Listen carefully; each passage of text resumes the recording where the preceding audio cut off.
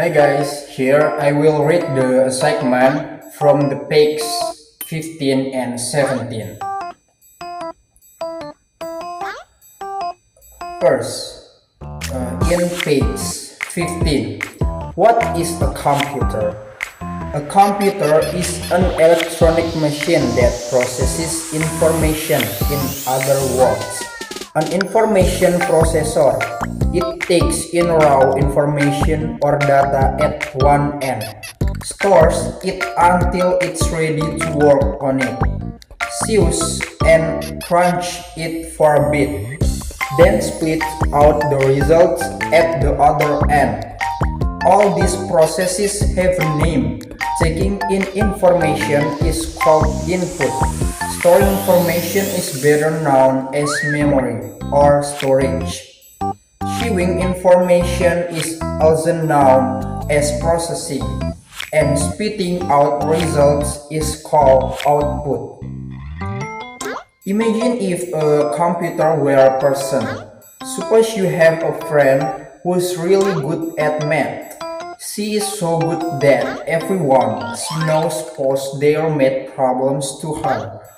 Each morning, she goes to her letter box and finds a pile of new math problems waiting for her attention.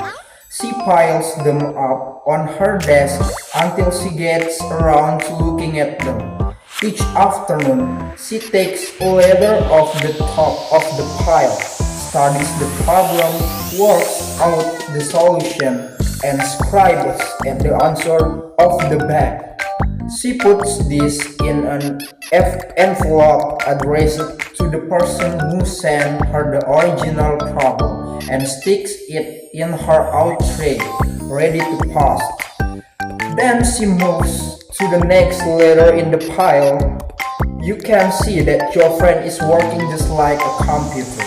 Her letter box is her input. The pile on her desk is her memory.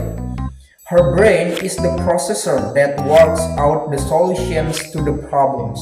And the out tray on her desk is her output. Once you understand the computers are about input, memory, processing, and output, all the junk on your desk makes a lot more sense. 1. Input. Your keyboard and mouse, for example, are just input units ways of getting information into your computer that it can process. If you use a microphone and voice recognition software, that's another form of input. 2. Memory or storage. Your computer probably stores all your documents and files on a hard drive.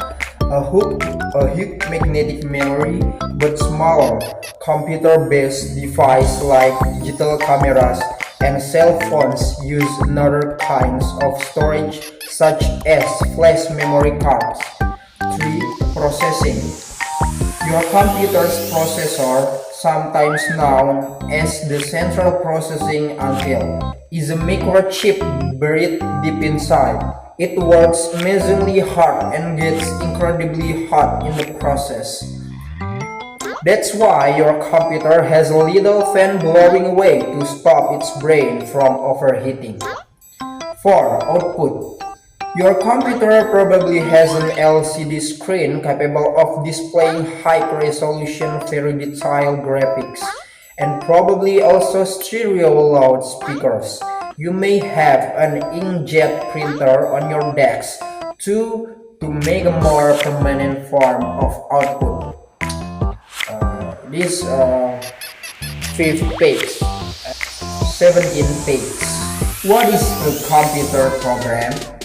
The first computers were gigantic calculating machines, and all they ever really did was crunch numbers, solve lengthy, difficult, or tedious mathematical problems.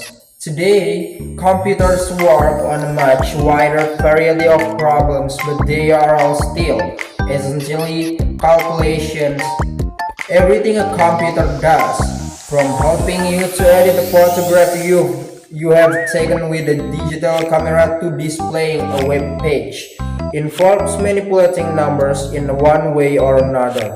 Suppose you are looking at a digital photo you just taken in a Paint or photo editing program and you decide you want a mirror image of it. In other words, flip it from left to right. You probably know that the photo is made up of millions of individual pixels, color squares, arrayed in a grid pattern. The computer stores each pixel as a number, so taking a digital photo is really like an instant, orderly exercise in painting by numbers. To flip a digital photo, the computer simply reverses the sequence of numbers so they run from right to left instead of left to right. Or suppose you want to make the photograph brighter. All you have to do is slide the little brightness icon by say 10% to make the entire image brighter. So once again, the problem boils down work out by itself. You just give it your instructions, call a program, and off it goes, performing a long and complex series of operations all by itself. Back in the 1970 and 1980, if you want a home computer to do almost anything at all, you had to write your own little program to do it. For example, before you could write a letter of computer, you had to write a program that on the screen.